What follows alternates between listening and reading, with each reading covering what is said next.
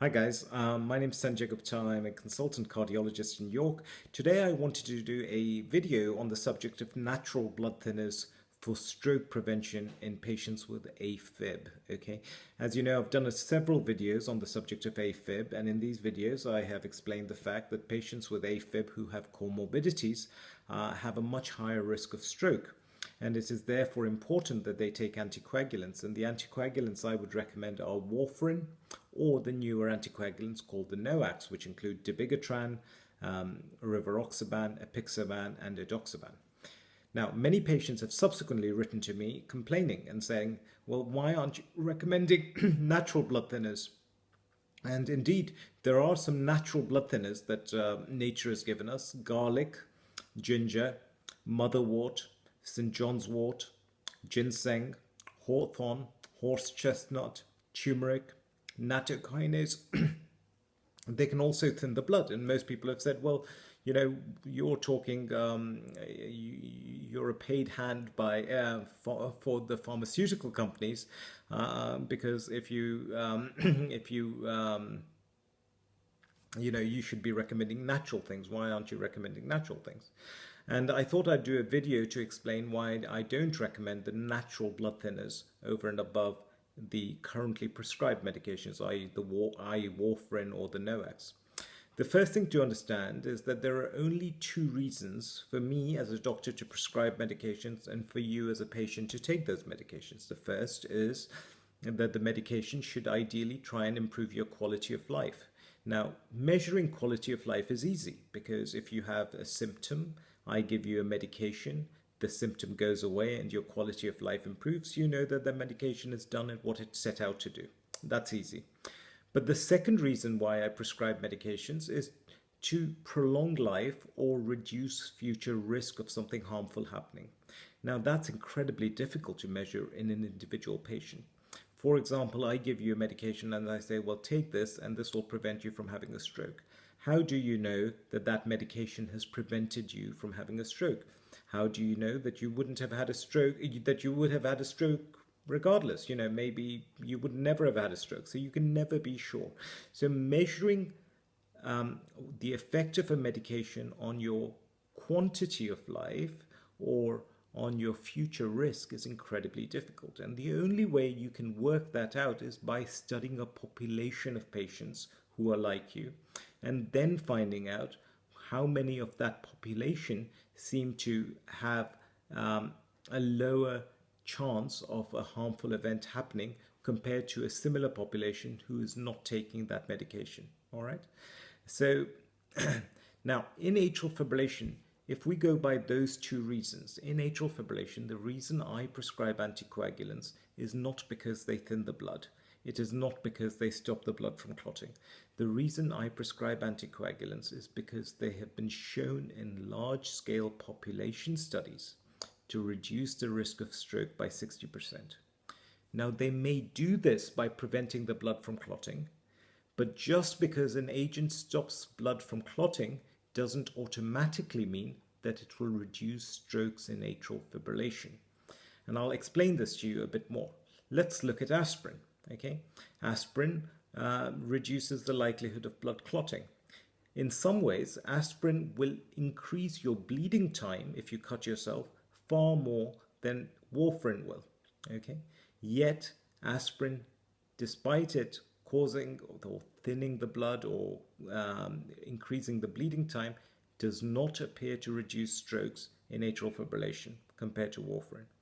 And therefore, those people who say that the effect of it, that if you measure the effect of a medication or a herbal preparation on the clotting tests, and if the clotting tests are similar, then those medications are likely to prevent strokes, are making an assumption, and possibly a dangerous assumption, because we know in aspirin's case, it thins the blood, it actually increases bleeding times more than warfarin, and despite that, does not have a meaningful impact on reducing strokes in atrial fibrillation.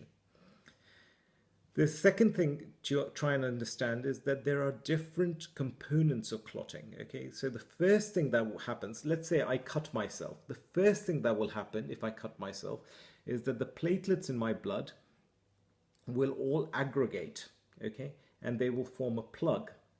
And that plug aims to stop the bleeding, and then your clotting factors get activated within the blood, and they then cause all the blood to clot. All right. Aspirin is an antiplatelet. It prevents these platelets from aggregating. Okay. It does not have any effect on the clotting factors. Warfarin affects the clotting factors. It doesn't affect the platelet aggregation.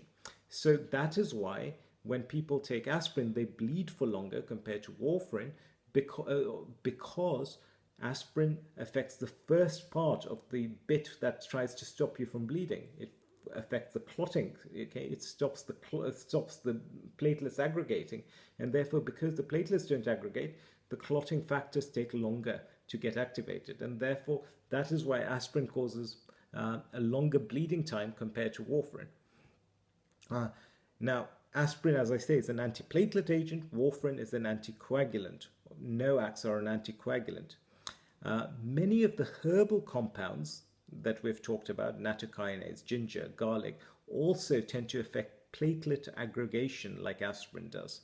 Okay, they don't tend to affect the clotting factors as much like warfarin and the NOACs do. We assume that the reason clot forms in patients with atrial fibrillation is because in atrial fibrillation, the atria are not moving, blood becomes stagnant, and because the blood isn't moving, it clots, and that clot can get dislodged. But this is also an assumption, because we know patients who have atrial fibrillation, exactly the same thing going on, but who do not have any comorbidities like diabetes, high blood pressure, vascular disease, etc. They don't get strokes. And therefore, you cannot absolutely say that it's just the stasis that you're trying to treat, all right?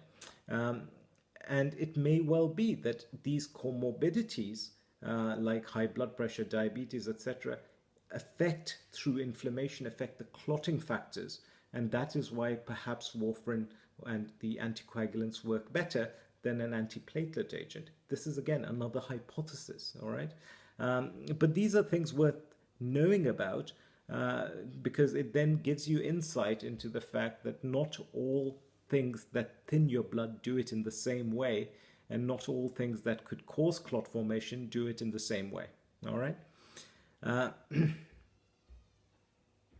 Now, finally, the only way one could recommend the natural compounds with a great deal of confidence is if there were a large-scale study which compared the herbal compound, be that nattokwinase, be that ginger, be that garlic, with currently used anticoagulants. Okay. Now, the problems are many, because this kind of study can only be done in those patients who have a low risk of having strokes in the first place, because you cannot deprive people who have a high risk of having strokes of a medication that you already know that works, and put them on something that you're not quite sure works yet. Okay, so you have to only be able to, you can only do this study in that population of patients who are at low risk of having strokes anyway. All right. I wouldn't, if I had, I would find it very difficult to say, oh, look, these people have a 15% chance of having a stroke. Let's give them a herbal preparation for the study. You can't do that, because if you know that you already have a medication which will reduce the risk by 60%, how can you justify depriving those patients of this medication to do the study? And therefore, you can only do this study in those patients who have a very low risk of having strokes in the first place. The problem with that is that if they have a low risk of having strokes in the first place, you need a very large number of patients, and you need to follow them up over a very long period of time to get significant events, significant numbers of strokes, so that you can make a meaningful comparison of the number of strokes in patients who are on warfarin, say, and the number of strokes in patients who are on herbal preparation. Okay, and the problem with that then is that the larger the number of patients you need and the longer you need to follow them up, the more expensive the study. And the funding these days is, funding is difficult at the best of times, and the only people who have this kind of money to be able to sponsor such a study are the pharmaceutical companies. The problem is the pharmaceutical companies will not sponsor such a study because they are only interested in studying their own products so that they can, make good on their investment later on. So those are the things about natural anticoagulants which make it difficult to recommend them at this point in time. Okay, I would, as a doctor, if I saw a patient in atrial fibrillation who came to me and said, well, how about if I take a natural anticoagulant like a diet in turmeric or ginger, garlic, St. John's wort or nattokwinase, if they came to me and I say, well, this is exactly what I would say to them. You're not taking the medication because it thins your blood. You take the medication because it has to have an impact on either your quality of life or your length of life and your future risk. And in atrial fibrillation, you want something that has been proven to improve length of life or reduce future risk. And this is only done through large-scale population studies, and that evidence base does not exist for the natural anticoagulants. Remember, the most important effect you're trying to measure is on lifespan and future risk, and not on how much the medication thins the blood. All right. Thank you so much for listening. My name is Sanjay Gupta. I have a Facebook page, which is Your Cardiology 1. Now, every Tuesday, I do a live free Facebook chat for an hour where you can come and ask me any questions you like, and I'll try and answer them. Secondly, you can email me at yourcardiology@gmail.com. You can join my Twitter at yourcardiology. I am also going to try and get onto Instagram. And finally, please, please, please, if you get a chance, do visit my website, which is www.yourcardiology.co.uk. Thank you so much. All the best.